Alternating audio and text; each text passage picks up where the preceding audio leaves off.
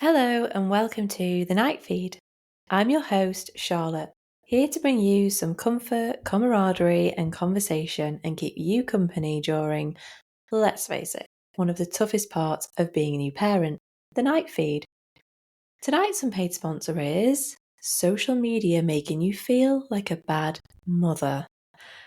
Okay, as you know, I am now 38 weeks pregnant with our first baby boy, and I have two little girls under 5. So I have been nesting, as I said last week, and nesting with toddlers is different, isn't it? I remember when I was a first-time mum and I would meticulously fold and place vests and baby grows and things into drawers, and it was all very calm and all very chill. And now it's different. For example, I was folding some baby vests on the bed the other day. And as I was folding the vests and the onesies, there was my 4-year-old proudly displaying them on the other side of the bed as I turned my back. So there was my folding being unfolded. And I'm in that stage of pregnancy now where I could go into labour at any point. So I'm trying to keep some semblance of order in the house with toddlers, which, as you'll know, as mothers, is not easy. So I'm trying to give myself a bit of a break. It's making me a bit snappy, and I don't like that. I think I'm just in that tired, snappy phase of wanting to have the baby now. It's very hot here at the moment. I'm not complaining, but it's hot. When you're pregnant and hot, it's not a great combination. So anyway, I had quite a busy day of nesting, cleaning, and looking after two little whirlwinds, shall we say. And they're helpful, they're wonderful, they're helpful in their own little way, but you have to be a lot more patient, don't you? And things take longer. So after this long day, I sat down and put my feet up, and my instinct was just to pull out my phone. Went on Instagram. What was the very first reel that I saw? It was a first-time mum nesting. And let me tell you, this was the most aesthetically beautiful nesting video I've ever seen. She was there with a label printer, printing out labels for the drawers, where the vests go, and where the baby tops go, and the cardigans. And then she did a little mini tour of her incredibly beautiful nursery with a curated wall of art and just neatness and tidiness and bedding ready for the baby. And then there she sat in the meticulously tidy nursery, stroking her belly, just all ready. Couldn't be more ready. You could eat food off the floor ready, you know. And there's me not being able to keep the laundry folded. But I wouldn't have it any other way. And what I'm saying here is that social media gets in your head and makes you feel crap, whether you know it or not. It made me feel crap. And I had to have a word with myself. I was like, hang on a minute. You have your 2 dream daughters up there that have been getting involved and having fun with you.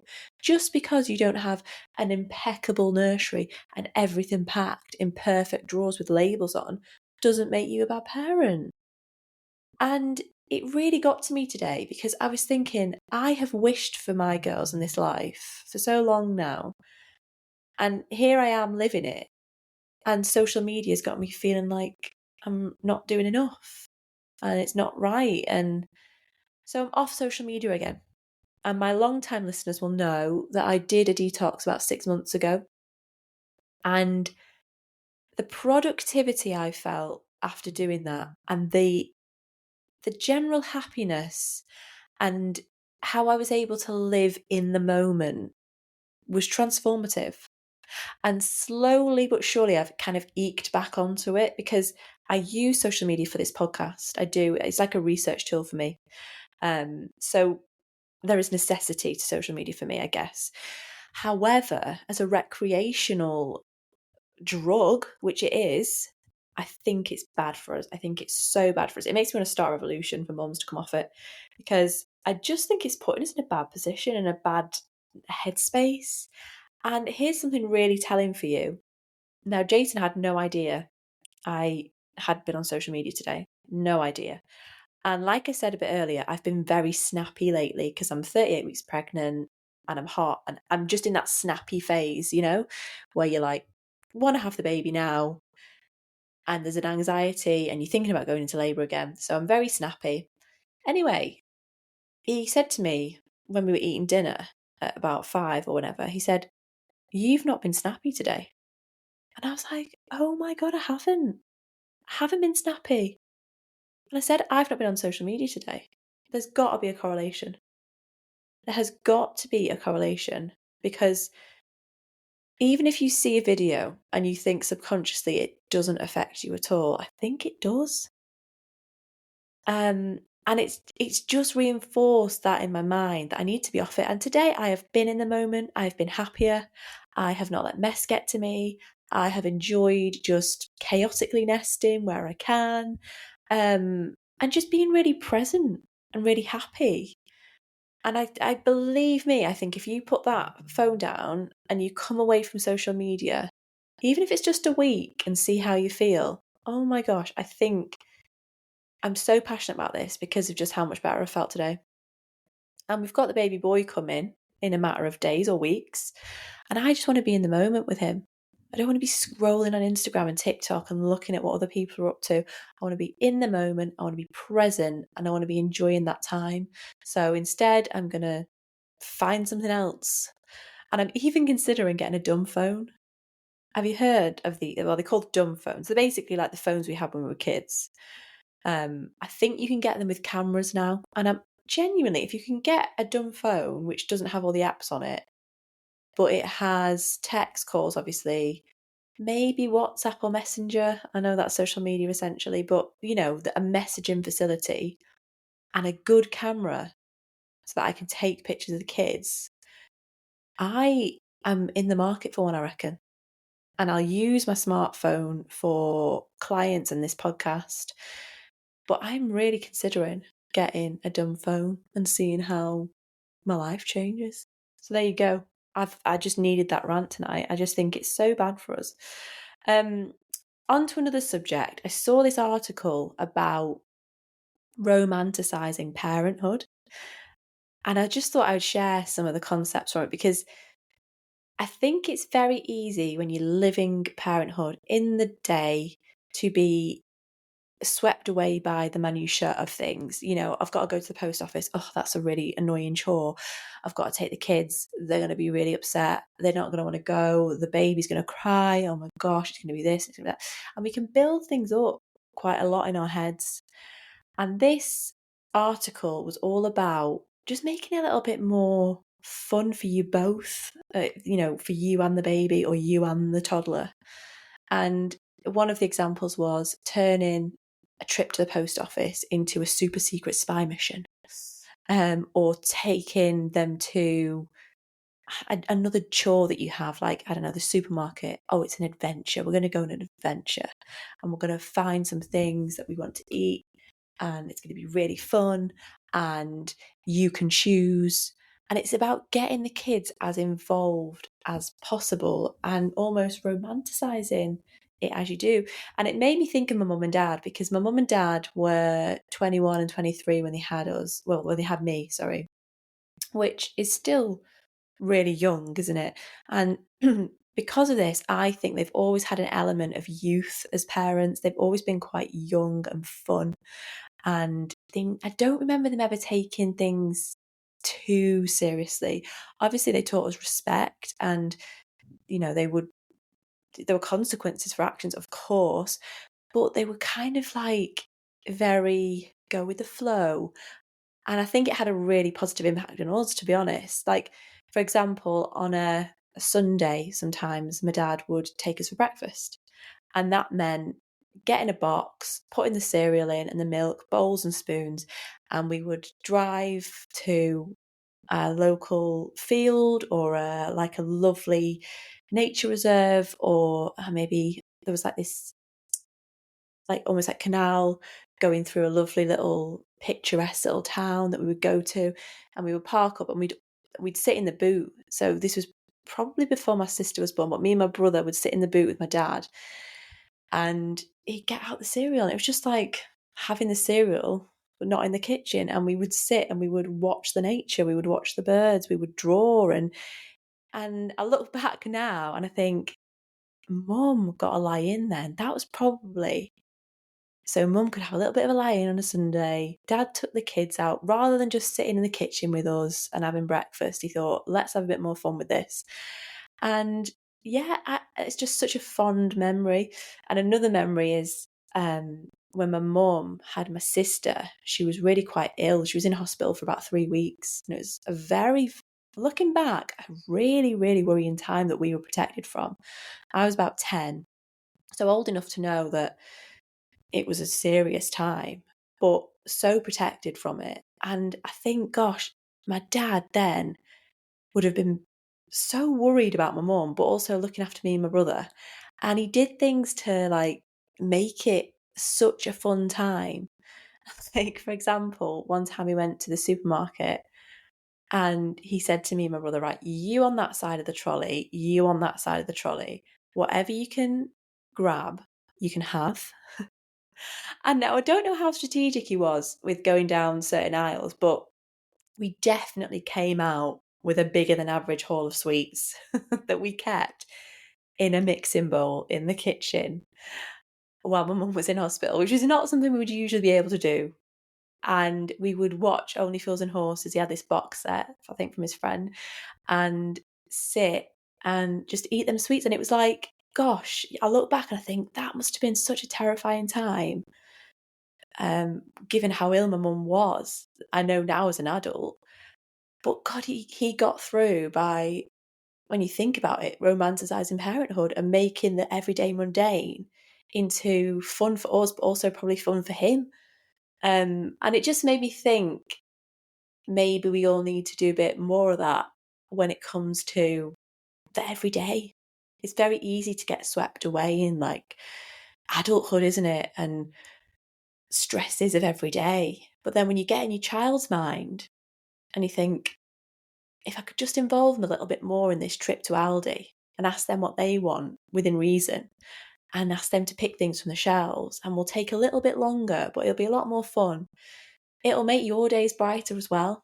And I just thought I'd share that little bit of knowledge I learned about how we can make it that bit more enjoyable and that bit more fun.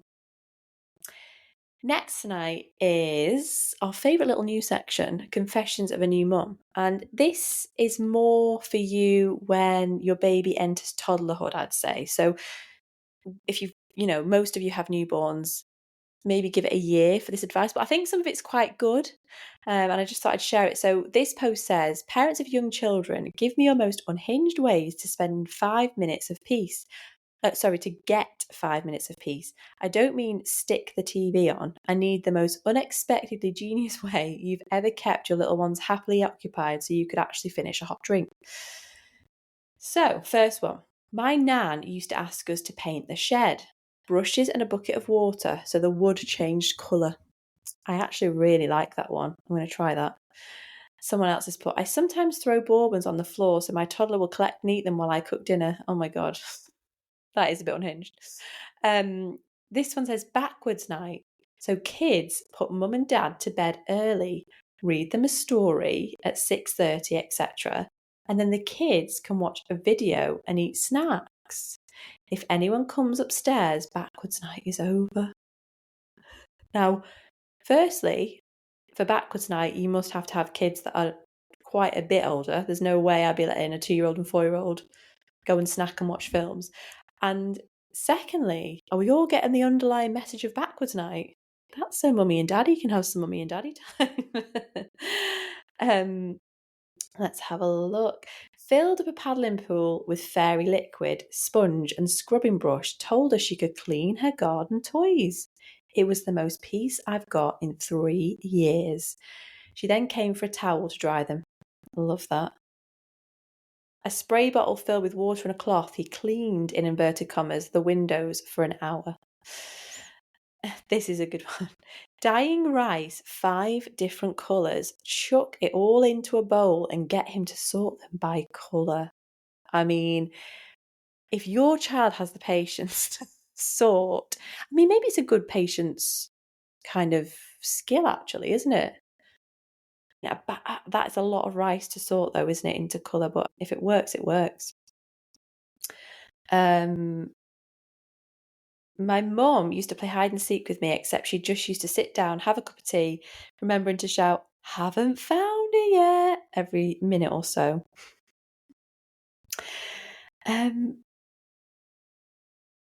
Buying glow-in-the-dark PJs and having them charge them up before bed by laying under the special blue bulb. 405 at the time. It gave me time to get the bedtime set up right. Oh. Playing spa, massage, and relaxing music on. They used to take the role very seriously and quietly. Oh, I love that. That's like when my mum was pregnant. I think I've spoke about this on the podcast before. When she was pregnant with my brother, I was 3 going on 4. And when she was really, really tired, she would lie on the bed, close her eyes, and have me, I think, either paint her face or wipe her face with wet wipes. And she'd get, well, 5 minutes, as long as you can with a 3-year-old. But yeah, that was her little trick. I just love them. I think, yeah, it's nice having a different way to keep them entertained than just putting the telly on, isn't it? Next tonight is the emails. Now, I've had quite an interesting email coming this week, and the title is I Need Advice with Changing My Life. Hi, Charlotte. Love your podcast. I listen to every episode, and some days it keeps me going. Oh, I'm so glad to hear that. I've just had a year off on mat leave, which I'm fortunate for, and I've just had my first 2 weeks back to work and in capital letters, struggling. I'm trying to keep it all together, but my 1-year-old has had the worst cold since starting daycare, and my husband has been sick. I honestly was hoping for a little bit of grace while I go through all the changes of going back to work, but I feel like I've had to support the whole family and have had no time for myself. How can I manage working full-time at a demanding corporate job and being happy, low stress as a mum, as well as all the stuff I have to get done in the home, and be a great partner who plans everything for the household? I honestly don't know how so many people do this. Any advice would be welcome and appreciated. Okay, so with this one, it's a tricky one because I personally am not in your shoes. I am at home with the girls. I do work for myself, but very limited hours at the moment. So I cannot say that I am a full-on working mum going out the house with the children in daycare like you. I mean, I salute you. I honestly do. I don't know how working mums do it sometimes. I think you have got so much to balance. You've got the kids, you've got your full-time job, you've got coming home, you've got running the house. So for me to give advice on this, it's pretty tricky, but I do have friends that work full time, and I have been doing a bit of research for you. There's a forum I found online, which is Working Mums, and they're sharing tips on what they do. Now, from the top of my head at first, it sounds like you're 2 weeks in, so you are going to be it's going to be completely new. After a year of maternity leave, it's going to be hard and your emotions are going to be everywhere. You're leaving your child, you're going back to work, you're managing all that workload, you're managing the house as well, like you say, and your partner being sick as well. I mean, that's a curveball you didn't probably see coming. So I think you're at the end of 2 weeks of sheer difficulty by the sounds of it. And you're like, how is this going to be my life for the next few years? So I would say is keep easing yourself back in at the moment and remember that this is such a big transition and you should give yourself so much grace during this time. Like I said, you're still only a year out from birth. Your hormones are going to be up the wall still and you are going to feel emotional. I would say from my point of view, and this is not as a full-time working mom at all, so this is different. But from my point of view, communication is absolutely critical here. As mums, sometimes we can just get on with it. and we'll get on with it, and then we'll explode and we'll say, oh, I've not had any time for myself, it's been so long, and blah, blah, blah. What actually we need to do is say to a partner, right, just so you know, on Thursday when I get home from work, we'll have tea, and then I'm getting in the bath and I'm having that hour to myself. I'm having some self-care time. Or you could say to him, next Friday I'm out with the girls, and that is in the diary, and you are making time for yourself, because pre-kids you didn't have to do that. You know, pre-kids, we lived a selfish life, didn't we? We were like, yeah, I'm out on Thursday, see you then. And oh, you know, you're two people living together, but you can do what you want. And then all of a sudden kids come along and you have to balance that with work in your situation. So I think you've got to really advocate for yourself and be fair with your partner. Say, look, I'm out Thursday. How about you go out Tuesday? Something I know personally, that friends of mine who work, they have hobbies, and like one good friend of mine plays netball, and that is her time of the, during the week. She's in a league, she goes out, and that is her. She really enjoys that. She socializes, and that's so good for her. And she's a full-time working mum, and that really helps. Another friend of mine has this thing with a group of mums where she has a meal booked in once a month. I think it's like the third Thursday of every month. They'll say, right, that's our night as mums. And if you can make it, come. But if you can't, you can't. Don't worry, it'll just stay in the diary. And even if just two of them go out for dinner, there's two of them going out. So it's coming up with things like that you have to get out of the house for. I wouldn't say if you want to go to the gym, great, but I think the gym you can brush off. Whereas if you're going to a dance class or a netball game, you have to go. And it's like you need that pull to get you out. And then I went on this forum because I thought I need to give you some more advice. So this is advice from other mums in your exact position who are working full time and struggling to get the balance because there's so much going on. So this person said, the best advice I have is to schedule a couple of days a month where you leave the house alone. You go for a walk or a drive, get a hot drink and sit in your car or safely at a car park with a book or a podcast or music or whatever. Leave strict orders that you are only to be contacted in case of serious emergency, as in requiring a trip to the hospital type of emergency. Decompress and do not feel guilty. You need this. Someone else has put, whenever people talk about self-care to working mums, I mostly want to punch them in the teeth.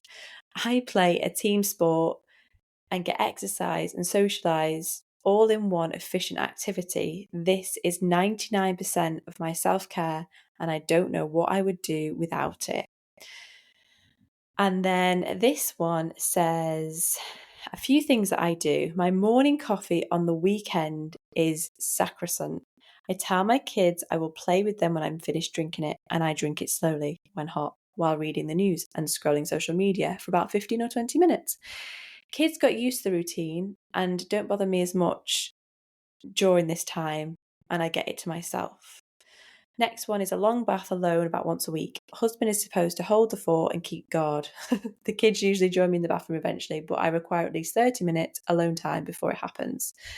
And finally, in warmer months, I was commuting to work by bike, exercise and time to think. I absolutely loved it, and I'm not hardcore enough to bike in the snow and miss it a lot now.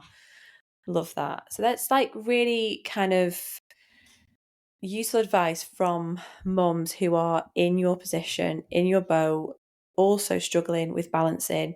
And I think the main thing really is just advocating for yourself and saying, if I don't get this time, I am going to crumble. And you have to really put yourself first. There was a few other people in this forum that said the oxygen mask analogy, where when you're in a plane, you fit your own oxygen mask first before fitting anyone else's. And they compare that to motherhood a little bit, and they say you have to look after your cup and fill it, because if you don't, you're not going to be a great parent when you're at rock bottom. And I kind of felt it today with coming off social media. Like I said, I know I'm going back to it, but I felt so much happier and more in the moment because I had taken that out of my life. And it's just being aware of how you're feeling and looking after your mental health. I don't know if you are in a position to get extra help, whether that is in nursery or slash daycare, or whether you've got family that live close by that can give you, even if it's just a few hours of a Friday night or on a Saturday, so you can go and be you for a bit. I hope that helps. Like I said, I'm not in your exact position, but if I've got any listeners that are in this position that have just gone back to work, who are struggling with the balance, please email in thenightfeedpodcast@gmail.com if you have any advice or anything that works for you that can help this listener, and I will share it next week. Next tonight is what's trending.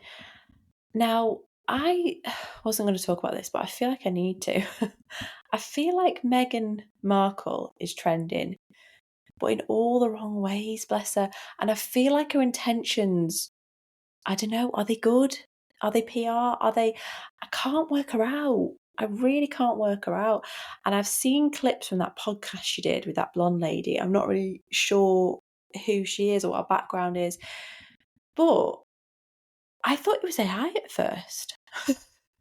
I honestly thought it was AI. It was like, yeah, it wasn't real.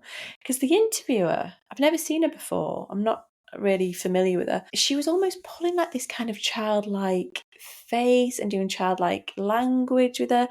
And Meghan, some of the things she was coming out with, I just feel like she's making herself more and more out of touch with us everyday mums a bit. And I've always felt for her a little bit. I personally think she got in with the royal family and didn't know what she... It's a tricky one. I don't know if she knew what she was getting into. I think she's a smart girl. And when she says she didn't really know who Harry was, I don't buy it. I just don't, because it turns out that she really liked Diana growing up. So I think there is some kind of backstory there that we're not really aware of. Did she snare Prince Harry? Did she just stumble across him in a bar? Was she genuine about this?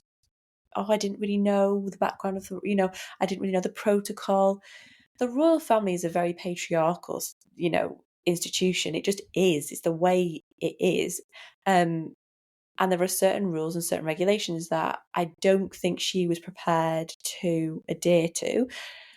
But I also don't agree with the baptism by fire she got from the British tabloids. And I think there's a lot to be answered for there as well. So I've always been very on the fence about Meghan. And I've seen, since becoming a mom, I thought to myself, she is just a mom. She's trying to keep her kids out of the spotlight. She's trying to live a life. We'll leave the girl alone. She got Harry to go to the States. Maybe he's happier there. He hates the British press. Maybe he is actually happier over there. We don't know, and we'll never know really the true story. So I've always kind of had a bit of like kind of give the girl a break. But lately, I just can't get my head around what she's trying to do with that Netflix show. I watched a little bit of that. It felt very fake. It felt like them friends didn't really know her that well and that she didn't know them that well. And then this podcast, some of the things she was talking about, I'm like, Meghan, this is what everyday mums do every day. Like, she was making this big hoo-ha about the school run, how it takes her from like 6 a.m. till 9 a.m. She does it some days when she can, when she's not working. And she goes to 2 different schools, and she gets back and then she logs on, and I'm like, that's what most mums out there do. Like the listener who wrote in, she's juggling a full-time job and kids and going to nursery, and I think you're making yourself so much less relatable. And I think she's trying to be relatable. So I just can't get the head around it. And I just need to know what you think. So email me, thenightfeedpodcast@gmail.com. My self-care tip this evening for you, I'm going to segue. I'm going to come all the way back to the beginning of the podcast, is coming off social media. I know I've said it once and I've said it a million times on this podcast, but I genuinely feel it will do you good. Have a day where you don't go on social media, even if it's just a day. Don't go on Instagram, don't go on TikTok, don't go on Facebook, whatever you go on. and be really intentional about it and see how you feel by the end of the day. I'm not saying you have to go off it forever. I'm not saying you have to throw your phone in the bin. I'm saying give yourself a day as a mum without that noise and see if you are more in the moment with your baby, particularly from maternity leave. Because I imagine when you're on maternity leave, you are more prone to go on your phone a bit. You're not in work, you'll pick your phone up, you go on Instagram for a bit. Try not to. Even if you have to download Duolingo and learn Spanish for a day to take your mind off it, do something like that. Watch a series. Don't pick up your phone. It's such a terrible habit that we're all in. My phone's next to me here now, and I know the minute I hit stop on this podcast, when I finish recording, I just go to my phone. I gravitate to it. And I just think I'm sick of it. And I've had a much better day today, mentally, not being on it. Not that I'm in a bad place mentally, but it makes me realise social media puts me in that place. So there's my advice. There's my self-care tip. Put your phone down for the day and come away from them apps, because I think they're doing way more harm than good.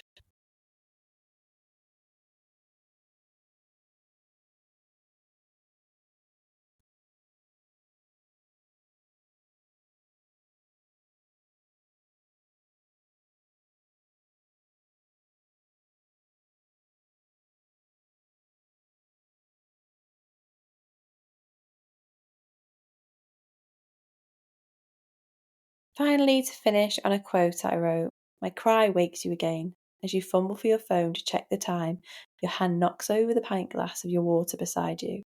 It soaks your pillow, but at 3:21 a.m, that's the least of your worries.